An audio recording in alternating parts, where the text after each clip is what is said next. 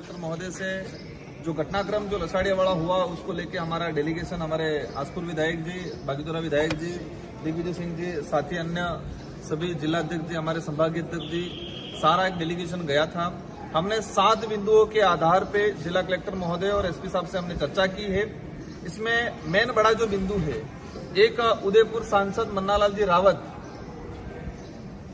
उन्होंने एक वीडियो जिनका वायरल हो रहा है, उसमें कहा गया है कि जो बीएपी से जुड़ा आदिवासी है उनके लट मारो और उनके घरों में आग लगाओ। 1 महीने पहले का ये वीडियो वायरल हुआ है और इसी का परिणाम लसड़िया में, क्योंकि बीजेपी के कार्यकर्ताओं को लगा कि हमारा सांसद कह रहा है कि घरों में आग लगाओ, लट मारो, उनको पत्थर मारो, इस तरह से एक सांसद उकसा रहा है बीजेपी के कार्यकर्ताओं से।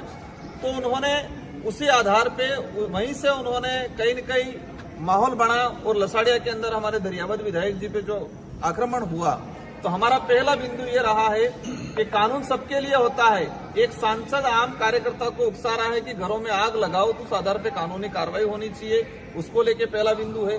सेकंड चीज, वहां पर लसाड़िया के अंदर कुछ कर्मचारी नेता बन के काम कर रहे हैं, भाजपा के कार्यकर्ता बन के, चमचे बन के काम कर रहे हैं। एक दिनेश मीणा करके कर्मचारी है, उस कर्मचारी को निलंबन करने की बात हुई है, लेकिन प्रशासन वर्तमान में लाचार बना हुआ है। प्रशासन लाचार बना हुआ है, उनको पता है कि हम ये कार्रवाई करेंगे तो हमारी कुर्सी चली जाएगी। हमने सारी एविडेंस दे दी है, आज चर्चा की है। कलेक्टर साहब ने हालांकि आश्वस्त जरूर किया हमको जाते जाते कि मैं इस पे कार्रवाई कर लूंगा।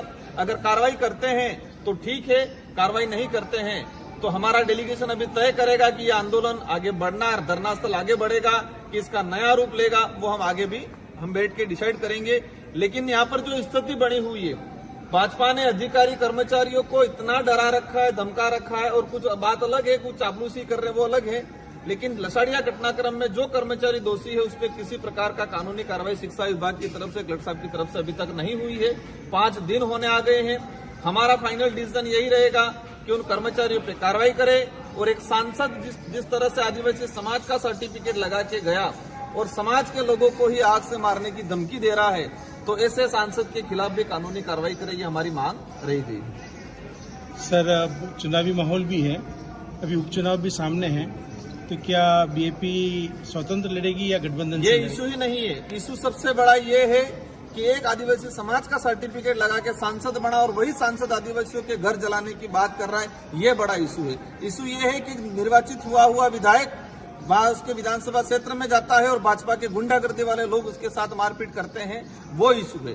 तो हमारा आज जो बड़ा इशू है, चुनाव का इशू ही नहीं है।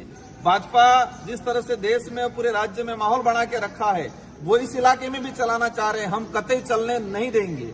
हम चाहेंगे संवैधानिक दृष्टि से शांतिपूर्वक तरीके से मामला निपट जाए, बाकी हमको जेल जाना पड़े उसके लिए भी तैयार है। ठीक सर, थैंक यू।